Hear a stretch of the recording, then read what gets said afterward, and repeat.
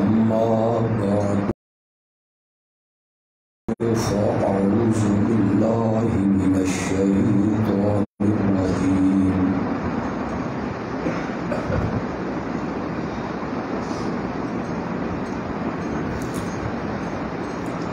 بسم الله الرحمن الرحيم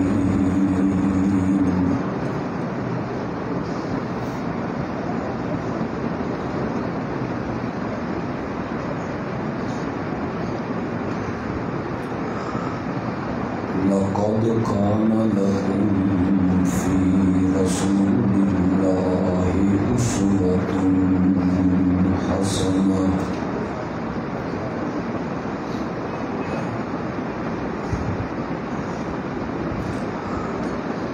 اللهم صل على سيدنا ومولانا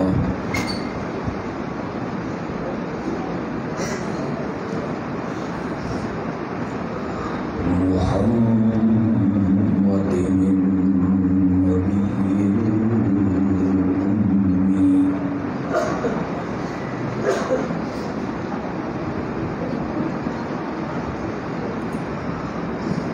وعلى آله وأصحابه وأزواجه وأهل بيته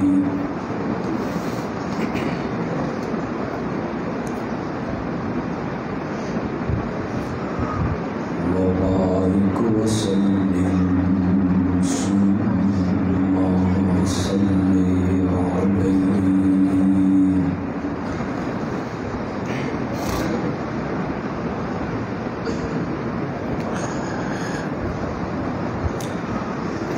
ہر سال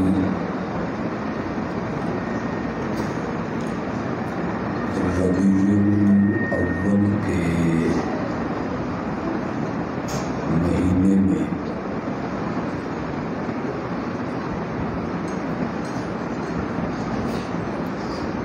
عائشہ مسجد میں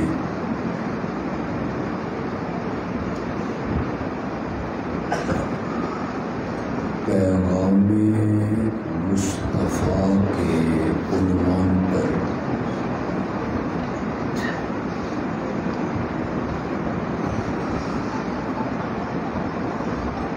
یہ پروگرام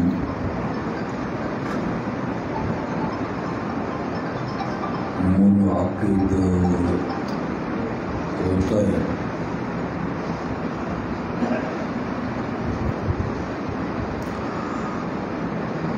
عائشہ مسجد کے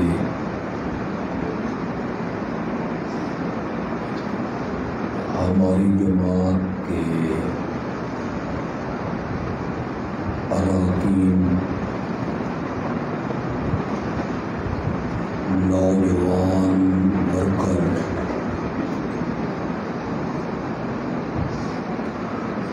خطیب صاحب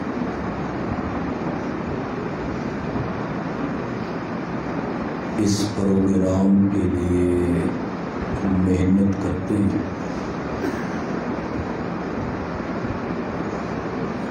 اللہ ان کی اس محنت کو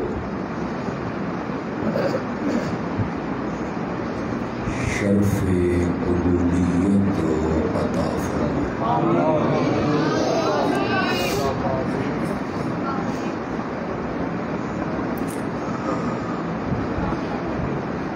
اصل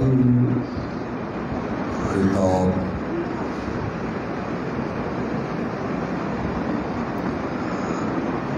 میرے بعد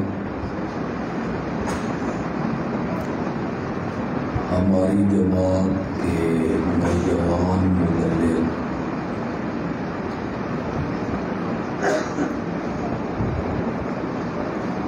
مفتی محمد عمر رحمانی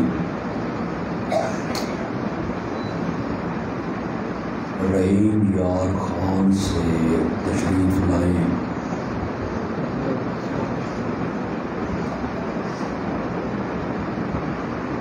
ان کا تفصیلی بیان انشاءاللہ آپ سنیں گے۔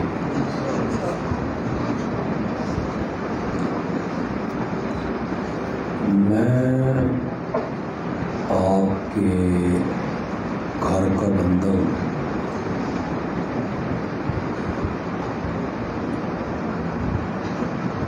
ہر 8 دن کے بعد آپ مجھے سنتے رہتے ہیں،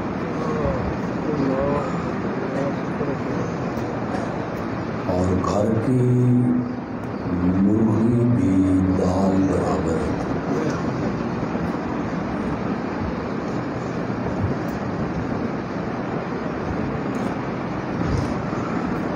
جہاں تک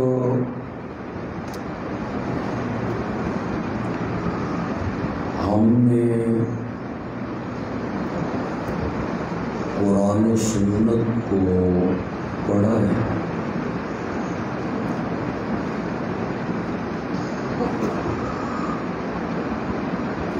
ہمیں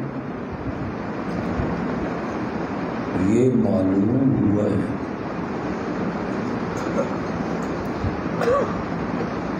کہ قرآن و سنت میں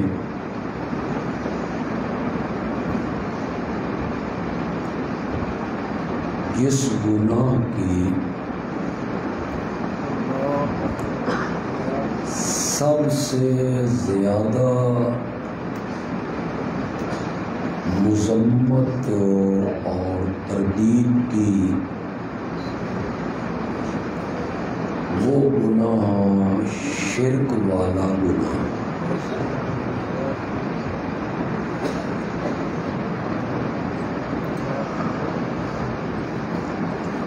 قرآن نے کہا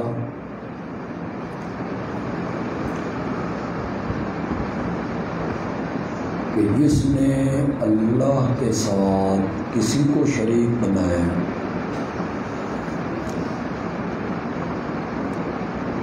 اللہ نے اس پر جنت کو حرام قرار دیا۔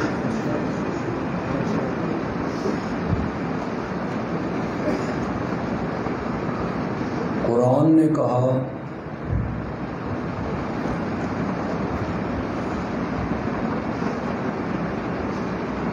کہ جتنے بھی گناہ گار ہیں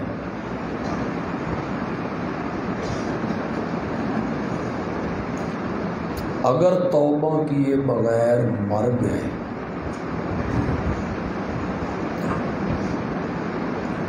میری رحمت جوش میں آ گئی اور تمہارے آقا نے شفاعت کے لیے لب کھول دیے،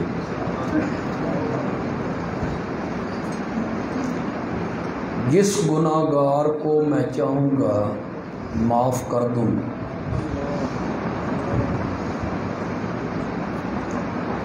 لیکن اگر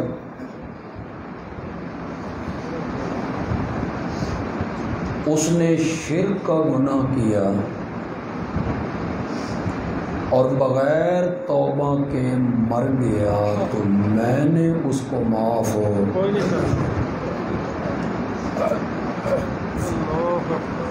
یہ اللہ نے سورۃ نساء میں 2 مرتبہ کہا۔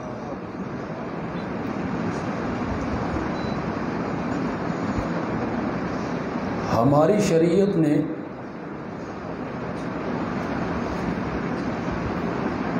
کسی گناہ گار مومن کا جنازہ پڑھنے سے نہیں روکا۔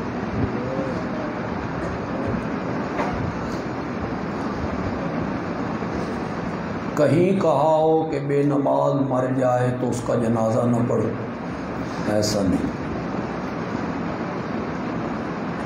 مومن ہے، مومن کلمہ پڑھتا ہے، کسی جگہ پہ کہا ہو کہ زانی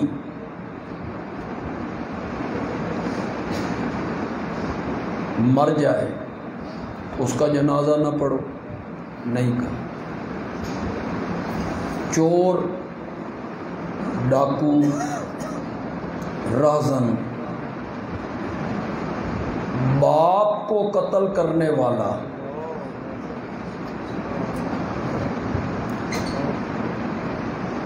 قتل بھی مسجد میں کرنے والے،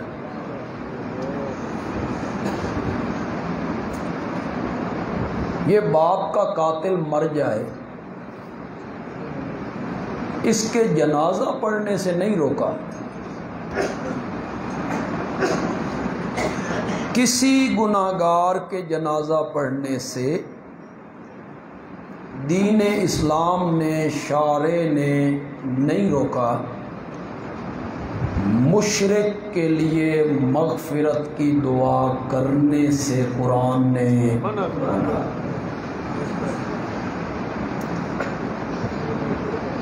شرک کرنے والا مر جائے تو اس کے لیے مغفرت کے بولو نہیں بولو۔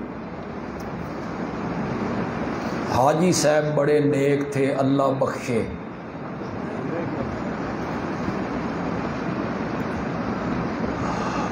نمازی تھا، اللہ اسے معاف کرے، یا جنازے میں کھڑے ہو کے کہے اللہم اغفر لحینا، روک نہیں۔ میں اکثر بیان کرتا ہوں، کوئی نئے لوگ آئیں تو وہ استفادہ کریں، کیوں روکا؟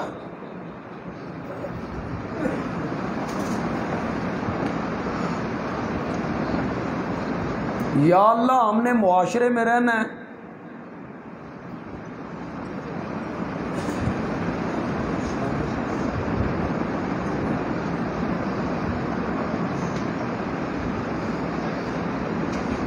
میرا باپ ہے، چچا ہے،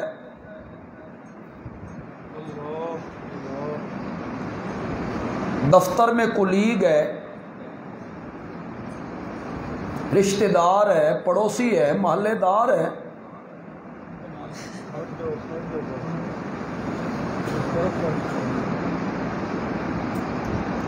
بہ جاؤ بس آرام نال بہ جاؤ، مولانا تو صحیح بہ جاؤ، جب میرے کو تقریر کرانی تو بہ جاؤ، نہیں تو میں تو چھوڑ کے نس جانا۔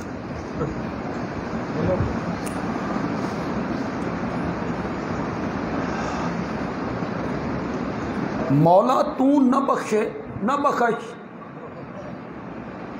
محنت نک رکھن دے نا معاشرے چ۔ میرا چچا ہے، ماموں ہے، سسر ہے، اللہ نے فرمایا نہیں، کیوں روکا؟ اللہ نے کہا تو میرا مومن بندہ، تو میرا موحد بندہ، تو میرا دھرتی پہ دوست ہے، تیری میری یاری ہے کہ تو ذبح بھی ہو جائے تو میرا دروازہ چھوڑ کے کہیں نہیں جاتا، تو نظر و نیاز دیتا ہے تو میری، سجدے کرتا ہے تو غائبانہ حاجات میں پکارتا ہے تو مجھے، امیدیں وابستہ کرتا ہے تو مجھے، غائبانہ خوف کھاتا ہے تو مجھ سے، تیری میری یاری ہے، تو زمین پہ میرا دوست ہے، تیری میری لڑائی چنگی نہیں لگتی،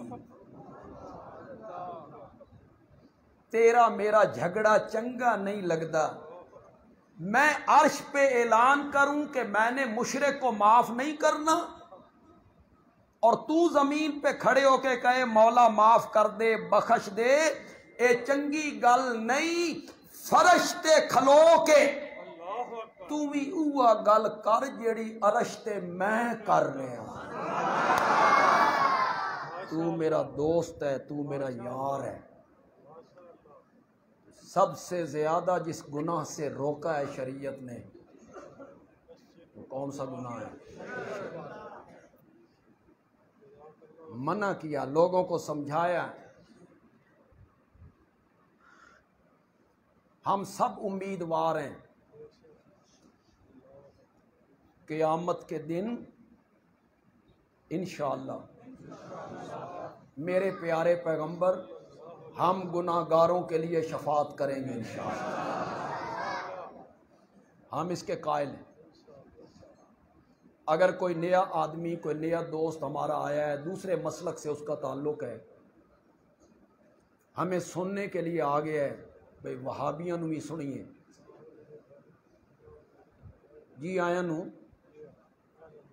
کوئی جھگڑا نہیں، کوئی لڑائی نہیں، کوئی مخالفت نہیں، کوئی ضد نہیں، کوئی ہٹ دھرمی نہیں، کوئی دھڑے بندی نہیں، کوئی تمسخر اڑانا نہیں، مذاق بنانا نہیں، میری عادت نہیں، آ گیا ہے۔ اور اسے یہ بتایا گیا ہے کہ یہ دیوبندی اور اشاعتی اور عائشہ مسجد والے یہ نبی کی شفاعت نہیں مانتے۔ پھر لوگ سن کے کانوں کو ہاتھ لگاتے ہیں، توبہ توبہ، یہ نبی دی شفاعت نہیں مندے، انہاں دی گل نہیں سن، اس مسیت وچ نہیں جانا، ایتھے جمعہ نہیں پڑھنا، درس نہیں سننا۔ اگر میرے کسی بھائی کو، بیٹے کو، بزرگ کو، دوست کو یہ بتایا گیا، سمجھایا گیا کہ یہ لوگ آقا کی قیامت کے دن شفاعت کے قائل نہیں، تو وہ کان کھول کے سنے، میں اس جماعت کا سرگودے کا ذمہ دار ہوں، وہ کان کھول کے سنے، ہم آقا کی ایک شفاعت کے نہیں، قیامت کے دن 2 شفاعتوں کے قائل ہیں۔ تجھے آج تک ایک شفاعت بتائی گئی ہے، اور ہم کتنی شفاعتوں کے قائل ہیں؟ میرے آقا نے 2 شفاعتیں کرنی۔ بچے ہو تھوڑی آمین ذرا سبحان اللہ ہولی ہو گئے، بچے ہولے ہولے سبحان اللہ۔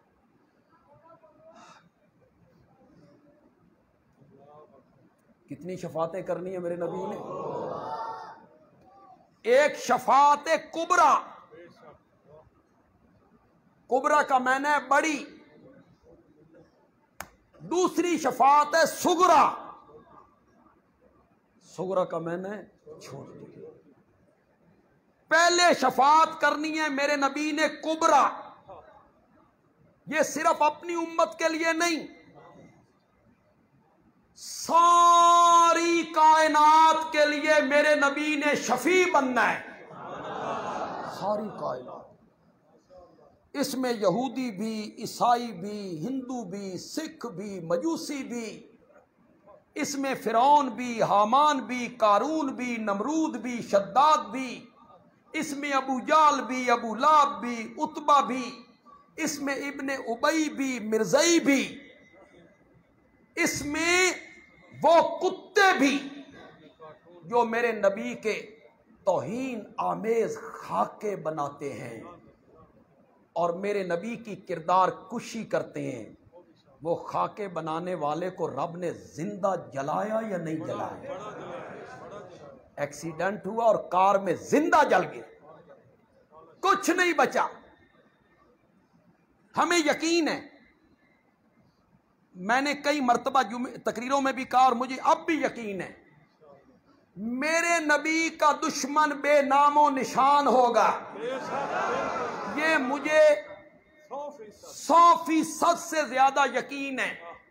میرے نبی کا دشمن مٹ جائے گا، نام و نشان اس کا ختم ہو جائے گا، یہ مجھے یقین سورت کوثر کی 3 آیت کو پڑھ کے ہے، جس میں رب کہتا ہے ان شانیک ھو الابتر،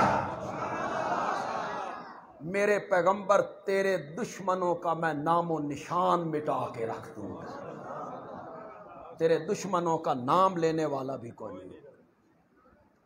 ابو جہل میرے نبی کا سب سے بڑا دشمن تھا، سب سے بڑا دشمن تھا، نام نہیں سن سکتا تھا، گالیاں بکتا تھا۔ فتح مکہ کے دن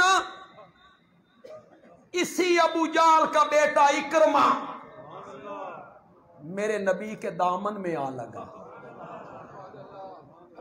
میرے نبی خیمے میں بیٹھے ہوئے ہیں، اکرما کی بیوی نے امان لے لی تھی کہ میرے خامد کو امان دے دی جائے. یہ اکرما کو لے کے خیمے میں آئی ہے. میرے نبی نے اٹھ کر استقبال کیا. کن لفظوں کے ساتھ؟ مرحبا مرحبا، جی آیا نو، خوش آمدید. ابو جال کا بیٹا کلمہ پڑھ لیتے. اب دشمن بھی ہو تو اس کی شہرت ہوتی ہے. مدینے کے جو انصار تھے ان میں بڑی شہرت تھی ابو جال کی کہ وہ نبی پاک کا سب سے بڑا دشمن. بدر میں وہ فوجیں لے کے آیا تھا نبی پاک کو اور صحابہ کو مٹانے کے لیے. جو مکے کے لوگ تھے وہ تو اکرما کو جانتے تھے، بھئی ابو جال کا بیٹا ہے. مدینے والے لوگ تو نہیں جانتے تھے نا. اکرما کلمہ پڑھنے کے بعد جو باہر نکلا نا تو صحابہ کے خیمے لگے ہوئے ہیں، یہ خیمہ وہ خیمہ وہ خیمہ وہ خیمہ. ایک خیمے کے قریب سے گزرا نا تو جو لوگ اکرما کو نہیں جانتے تھے دوسرے صحابہ نے ان کو بتایا یہ اکرما جا رہا ہے، ابو جہل کا بیٹا ہے. اگلے خیمے پہ پہنچا، انہوں نے کہا یہ ابو جہل کا بیٹا جا رہا ہے. تیسرے خیمے پہ پہنچا، انہوں نے آپس میں بات کی، ابو جہل کا بیٹا ہے اکرما. اکرما واپس آیا، میرے نبی کے خیمے میں داخل ہوا اور داخل ہو کے کہتا ہے یا رسول اللہ صحابہ نو منع کرو میں کوئی ابو جہل دا پتر نہ آکھے. اللہ نے فرمایا میں تیرے دشمنوں کا نام اس طرح مٹا کے رکھ دوں گا، ان کے سکے بیٹے کہیں گے کہ ہمیں اپنے باپ سے منسوب نہ کرو. کوئی بندہ مجھے ابو جہل کا بیٹا نہ کہے. اکرما پھر تجھے کیا کہا جائے؟ کہا اکرما بن اسلام. اکرما اسلام کا بیٹا. جن لوگوں نے میرے نبی کے خاکے بنائے، جن لوگوں نے میرے نبی کو گالیاں بکیں، جو لوگ میرے نبی کے مخالف تھے، دشمن تھے، ہیں، ان سب کے لیے میرا نبی قیامت کے میدان میں شافع بن کے اٹھے گا. اور شفاعت صرف اتنی کرنی ہے، مولا خلقت بڑی تنگ ہے، میدان معاشر لگا ہوا ہے، زمین تپی ہوئی ہے، سورج قریب ہے، سایہ کوئی نہیں، کھانے پینے کا انتظام کوئی نہیں، حساب بعد میں بھی تو شروع کرنا ہے، ذرا جلدی شروع کر دیں. اس مصیبت تو تے جانو. اتنی سی بات کہنی ہے، میں تفصیل میں نہیں جانا چاہتا، اتنی سی بات کہنی ہے. ساری خلقت حضرت آدم کے دروازے پر اتنی بات کر دیں اور حضرت آدم کہتے ہیں لستو لہا اے تو نوحن، کس کے پاس چلے جاؤ؟ خلقت حضرت نوح کے دروازے پر. اتنی سی بات کرنی ہے، حساب کتاب جلدی شروع کر دیا جائے. وہ کہتے ہیں لستو لہا، میرا یہ منصب نہیں، میری یہ جرت اور پوزیشن نہیں. اے تو ابراہیم، کہاں چلے جاؤ؟ خلقت حضرت ابراہیم کے دروازے پر. وہ کہیں گے لستو لہا اے تو موسیٰ، خلقت حضرت موسیٰ کے دروازے پر. وہ کہیں گے لستو لہا اے تو عیسیٰ، خلقت حضرت عیسیٰ کے دروازے. اب جو کچھ حضرت عیسیٰ کہیں گے میں عربی میں پڑھوں گا، ترجمہ نہیں کروں گا. مجھے امید ہے آپ سب لوگ اس کو سمجھ جائیں. سمجھ آ جائے تو کہنا کہ بڑی خوبصورت بات کی حضرت عیسیٰ نے. حدیث میں آیا حضرت عیسیٰ خلقت کو کہیں گے لستو لہا اے تو محمدن وَهُوَ خاتم النبیین، محمد کے پاس چلے جاؤ، ان پر رب نے نبیوں کا سلسلہ ختم کر دیا ہے. ان کے بعد کسی نبی نے، کوئی نبی ان کے بعد نہیں آیا، کسی کو نبوت نہیں ملی. خلقت میرے نبی کے دروازے پہ آئی. بس پھر لفظ دہرانے لگاؤں کہ جو لفظ میرے نبی کہیں گے اس میں کتنی چاشنی ہے, کتنی قوت ہے اور کتنا زور ہے ان لفظوں میں, آپ سمجھیں گے. ہر نبی کہتا تھا لستو لہا, لستو لہا, لستو لہا, میرا یہ منصب نہیں, پوزیشن نہیں, جرت نہیں, کسی اور کے پاس چلے جاؤ. اور خلقت جب میرے نبی کے دروازے پر آ کر یہ مطالبہ کرے گی تو میرا نبی لستو لہا نہیں کہیں گے, میرا نبی کہے گا آنا لہا, آنا لہا, آنا لہا. یہ تو منصب میرا ہے, یہ تو پوزیشن میری. پھر نبی پاک مقام محمود پہ آ کے سر سجدے میں رکھ کے اذن شفاعت طلب کریں گے, مولا شفاعت کی اجازت دے. اور اجازت ملے گی 7 دنوں کے بعد. اور سن رہے ہو کہ کون نہیں سن رہے ہو؟ تمہیں یہاں پڑھایا جاتا ہے جنہاں دا لڑ اسی پھڑے ہویا سن چھڑا کے لے جائیں, خالہ جی دا واڑا, وہ چھڑا کے لے جائیں گے, وہ سفارش کریں گے. نہ میرے بھائی, 7 دن ہو گئے, 7 دن میرے نبی سر سجدے میں رکھ کے رو رہے ہیں, آنسو بہا رہے ہیں, اللہ کی حمد و ثنا کر رہے ہیں, تحلیل و تکبیر ہو رہی ہے, تحمید و تسبیح ہو رہی ہے, اللہ کی ثنا, اللہ کی خوبیاں. کتنے دن؟ 7 دن. 7 دن شفاعت کے لفظ زبان پہ نہیں آ رہے, نہیں آ رہے, اس لیے کہ شفاعت کرنے کی اوپر سے اجازت نہیں آ رہی. 7 دنوں کے بعد میرے رب نے دست قدرت میرے نبی کے ماتھے مبارک پہ رکھا. ارفع راسک یا محمد. 7 دنوں کے بعد رب نے آپ کے ماتھے پہ ہاتھ رکھ کے اٹھایا.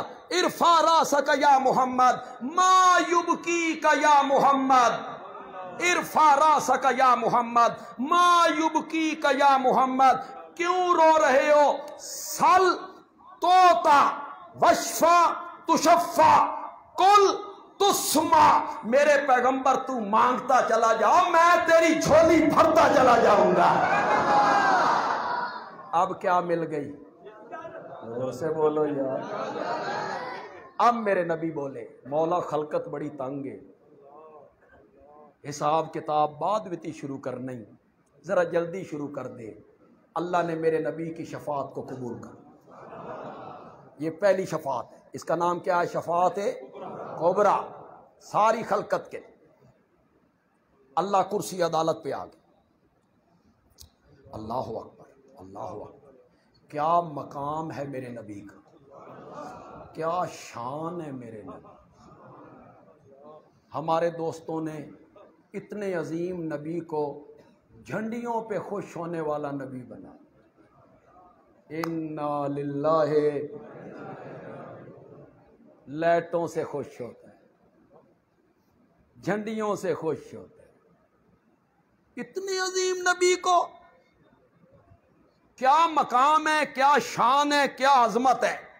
حدیث میں آیا کہ جب رب کرسی عدالت پہ میدان معاشر میں آئیں گے تو رب کی کرسی کے ساتھ جو کرسی رکھی جائے گی وہ آمنہ کے لال کی کرسی ہوگی. اس دن لوگوں کو بڑی شان والے, اب لگائیں, اب یہ کہیں کہ بڑی شان والی. محمد ہمارا بڑی شان والے. اس دن دنیا کو پتہ چلے گا بعد از خدا بزرگ تو ہی, ساری کائنات سے اعلیٰ اور ایک اللہ سے کم اگر کوئی ہستی ہے تو وہ آمنہ کا لال.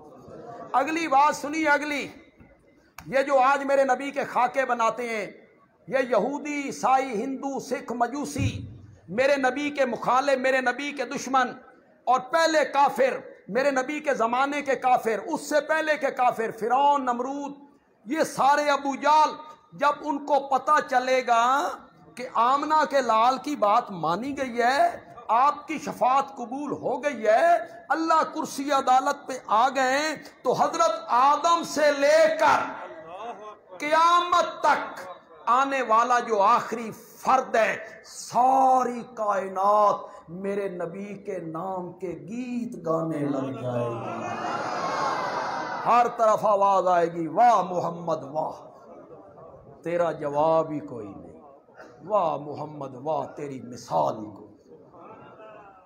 اسے شفاعت کبریٰ کہتے ہیں۔ اس کے بعد ہونی ہے شفاعت صغریٰ، کس کے لیے؟ امت کے گناہ گاروں کے لیے، انشاءاللہ ہمیں نصیب ہوگی انشاءاللہ۔ وہ جو آخر میں جا کے میں نے بات کرنی ہے وہ اپنے موضوع سے میں نے جوڑنا ہے اسے۔ گھر سے باہر نکلے مسکراتے ہوئے، صحابہ بیٹھے ہوئے، میں کہا کرتا ہوں میرا نبی پہلے کتنا خوبصورت ہے، اور پھر مسکراہٹ، پھر تبسم، اس نے تو 4 چاند لگا دیے۔ صحابہ نے پوچھا یا رسول اللہ آج بڑے خوش ہو؟ فرمایا خوش کیوں نہ ہوں، ابھی ابھی جبریل آیا تھا، رب کا پیغام لایا تھا کہ اللہ نے کہا ہے میرے پیارے پیغمبر 2 چیزوں میں سے ایک چن لے۔ 2 چیزیں میرے سامنے رکھی گئیں، ایک چن لو۔ پہلی چیز یہ رکھی گئی اگر آپ کہیں تو میں آپ کی آدھی امت کو بغیر حساب کتاب کے جنت میں بھیج دیتا ہوں، یہ پہلی چیز ہے۔ دوسری چیز یہ آپ مقام شفاعت کو قبول کر لیں، آپ قیامت کے دن شفاعت کریں، آگے میری مرضی کہ میں جو کروں، آپ قیامت کے دن شفاعت کو قبول کریں۔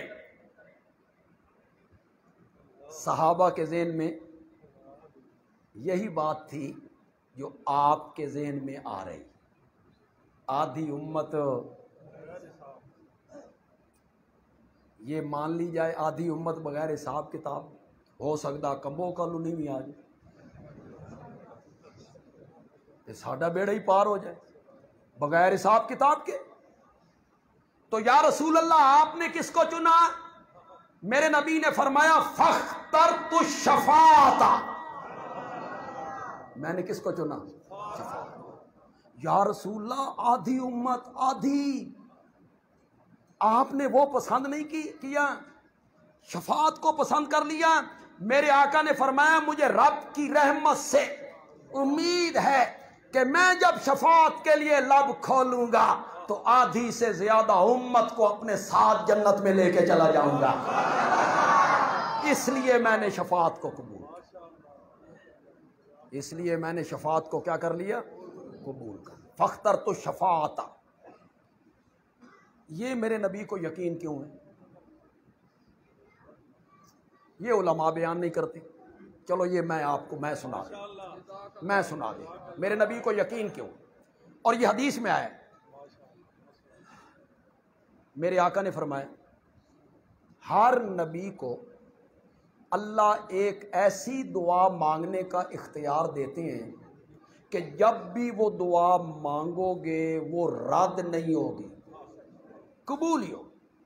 ایک دعا میرے آقا نے کہا ہر نبی نے وہ دعا مانگتے ہوئے جلدی کر لی، قوم نے کیا نہ تنگ اور ناک میں کر دیا دم، تو پیغمبر نے کہا مولا انہاں دا بچہ کچا بھی نہ چھڈ۔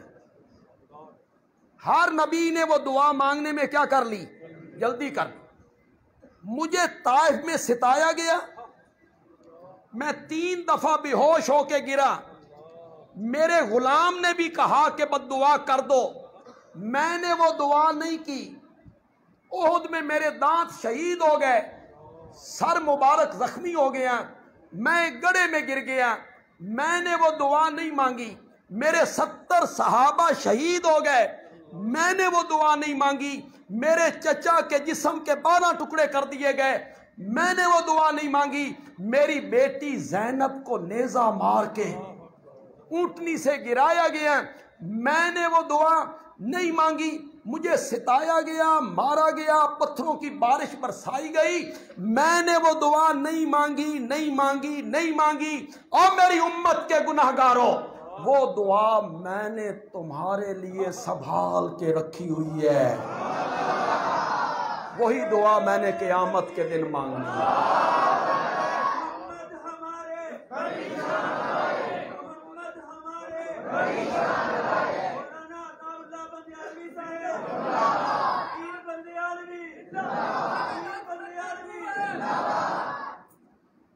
یار پیر تو ضرور بنانا، میں بھی کسی خانقاہ بہ جاواں گا گھونگھٹ پا کے ہو یہی کرتے رہنا۔ یہ منصب ٹھیک ہے یار، یہ منصب ٹھیک ہے۔ میں نے شفاعت کو قبول کر لیا، میں جوڑنے لگا ہوں اپنی تقریر کو ابتدا کے ساتھ۔ پھر میرے آقا نے فرمایا میں تمہارے لیے شفاعت کروں گا، تمہارا مشفق پیغمبر، مہربان پیغمبر تمہیں اپنے ساتھ جنت میں لے کے جائے گا، لیکن اوے میری امت کے لوگوں، ایک گناہ کر کے مجھے نہ ملنا، ایک گناہ کر کے مجھے نہ ملنا۔ اگر اس گناہ کے مرتکب بن کر تم میدان محشر میں آؤ گے، مجھے شفاعت کی اجازت نہیں ملے گی، میں نے شفاعت نہیں کرنی۔ صحابہ نے کہا یا رسول اللہ، وہ کون سا منحوس اور غلیظ گناہ ہے جس کا مرتکب میدان محشر میں آئے آپ کی شفاعت سے محروم ہو جائے؟ میرے آقا نے فرمایا الا سنو، الشرک باللہ، الشرک باللہ، اللہ کے ساتھ شرک کر کے اگر تم میدان محشر میں آؤ گے تو میری شفاعت تمہیں نصیب ہو۔ تو قرآن نے، حدیث نے سب سے زیادہ جس جرم اور گناہ سے روکا وہ کیا ہے؟ شرک۔ اور یہی پیغام انبیاء ہے، یہی پیغام مصطفیٰ ہے، لا الہ توحید کی دعوت دینا اور شرک سے لوگوں کو منع کرنا۔ یہ جو لقمان حکیم کی بات آپ سنتے رہتے ہیں، اور پوری قرآن میں ایک سورت ہے لقمان، تو یہ حکیم کوئی معروف معنوں میں حکیم ہے، نبل ویکھن والا، اس سے مراد وہ نہیں ہے۔ حکیم بمعنی دانا، حکیم بمعنی زیرک، عقل مند، سمجھدار۔ جتنے نوجوان یہاں بیٹھے ہو، بچے بیٹھے، میں سفارش کروں گا سورت لقمان پڑھو، اور لقمان نے اپنے بیٹے کو جو نصیحتیں کی ہیں نا وہ پڑھو، اور اسے اپنانے کی کوشش، اس پر عمل کرنے کی کوشش۔ خدا کی قسم وہ بڑی زبردست نصیحت ہے، اور اس کی ترتیب بڑی خوبصورت ہے۔ پہلے عقیدے کی اصلاح کی، پھر عمل کی اصلاح کی، پھر کہا کہ دوسروں کو بھی تبلیغ کرو، پھر تکبر سے روکا، غرور سے روکا، عاجزی سکھائی۔ سورت لقمان پڑھیے گا، حضرت لقمان نے سب سے پہلی نصیحت جو اپنے بیٹے کو کی، قرآن نے اس کو نقل کیا، یا بنیا، اے میرے پیارے بیٹے، لا تشرک باللہ، کرو مانا یار، زور سے مانا کرو یار، لا تشرک باللہ، اللہ کے ساتھ کسی کو شریک نہ بنا، شرک نہیں کرنا۔ کیوں؟ ان الشرک لظلم عظیم، شرک کیا ہے؟ صرف ظلم نہیں، باقی گناہ ظلم ہے، چوری ظلم ہے، زنا ظلم ہے، جھوٹ بولنا ظلم ہے، سود کھانا ظلم ہے، رشوت کا کاروبار ظلم ہے، غیبت کرنا ظلم ہے، بہتان باندھنا ظلم ہے، کم تولنا ظلم ہے، گاہک کو دھوکہ دینا ظلم ہے، اور شرک ظلم نہیں ہے۔ ان الشرک لظلم، یہ جو عربی کا ظلم ہے نا، ایک اردو دے معنی چ نہیں. اردو کے معنی میں ظلم ایک اور مفہوم میں استعمال ہوتا ہے، کسی کا پنجہ مروڑ دینا، کسی کو تھپڑ مار دینا، بڑا ظالم ہے بھائی. عربی میں ظلم کا یہ معنی نہیں ہے. عربی میں ظلم کا معنی ہے وضع الشیء فی غیر محلی ہی، چیز کو اپنی مناسب جگہ پہ نہ رکھنا، ایسی جگہ پہ رکھنا جو جگہ اس کے لائق. یہ کیا ہوگا؟ ظلم. یہ کیا ہوگا؟ چیز کو اپنی جگہ پہ نہ رکھنا، ایسی جگہ پہ رکھ دینا جو جگہ اس کے مناسب ہو. سمجھ آ گئی؟ آپ نہیں آئی تو مجھے اللہ نے توفیق دی ہے، میں چٹکی میں سمجھا دیتا ہوں. یوں سمجھا دوں. جس مسجد میں جمعہ پڑھاتا ہوں، معاویہ مسجد، اس سے 4 مکان چھوڑ کے آگے ایک ڈاکٹر صاحب بیٹھتے، ان کا کلینک. مریض آئے، ڈاکٹر صاحب نہیں آئے. کافی دیر ڈاکٹروں نے کیا مریضوں نے کیا انتظار. آخر میں مریضوں نے کیا مشورہ کہ یار ڈاکٹر صاحب تے آئے نہیں، اے بندیالوی صاحب بڑے خطیب نے تے شہر دے عالم نے، تے بندیالوی صاحب نو آکھیے بھئی ڈاکٹر دی کرسی تے بیٹھ کے مریض چیک کرن. تے جس ٹائم انہوں نے مجھے ڈاکٹر کی کرسی پہ بٹھانا ہے تو یہ اس کرسی کے ساتھ کیا ہے؟ میں اس کرسی کے لائق. میں اگر ڈاکٹر دی کرسی تے بہانا نا، اس تو پہلے ایک قبرستان دا انتظام کرو اگر مریض میں چیک کرنے. عالم کو ڈاکٹر کی کرسی پہ بٹھائیں، کیا ہوگا؟ ڈاکٹر کو وکیل کی کرسی پہ بٹھائیں، وکیل کو انجینئر کی کرسی پہ بٹھائیں، ظلم. یہ ظلم. چیز کو اپنی جگہ پہ نہ رکھنا، ایسی جگہ پہ رکھنا جو اس کے مناسب نہیں ہے. ظلم کی یہ تعریف ہے. شرک پہ کیسے فٹ آ رہی ہے؟ وہ صفتیں عالم الغیب ہونا، کس کی صفت ہے؟ مشکل کشا ہونا، حاجت روا ہونا، متصرف الامور ہونا، سجدے کے لائق ہونا، نظر و نیاز کے لائق ہونا. صفات کی جو چادر رب کے کاندھے پر سجتی ہے، اس چادر کو اتار کر جب نبیوں ولیوں کے کاندھوں پہ رکھو گے تو یہ ظلم ہے. یہ ہے شرک. ان الشرک لظلم. سچی بات ہے.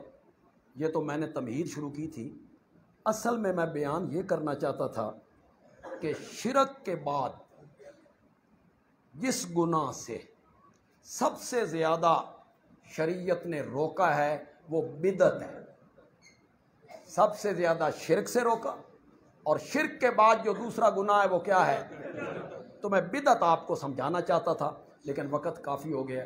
ایک بات آپ ذہن میں رکھیں، مولانا ہمارے مہمان ہیں. میں ان کے ہاں تقریر کر کے آیا ہوں، رحم یار خان. یہ جتنے لوگ آپ بیٹھے ہیں نا، اس سے تقریباً 6 گنا زیادہ اجتماع ہوگا وہ یہاں میں تقریر کر کے آیا. آپ بھی بڑی محبت سے آئے ہیں، بڑی تعداد میں آئے ہیں. آج مولانا اسماعیل صاحب خوش ہیں کہ مجمع معقول ہے، باہر بھی لوگ ہیں، اندر بھی ہیں. انشاءاللہ نوجوان عالم ہیں، مقرر ہیں، آپ کو لطف آئے گا انشاءاللہ. آپ ذرا حوصلہ افزائی بھی کریں، یعنی ان کے ساتھ چلیں گے، سبحان اللہ کہیں گے، تاکہ وہ بھی کھل کر آپ سے گفتگو کر لیں. وما علینا الا البلاغ.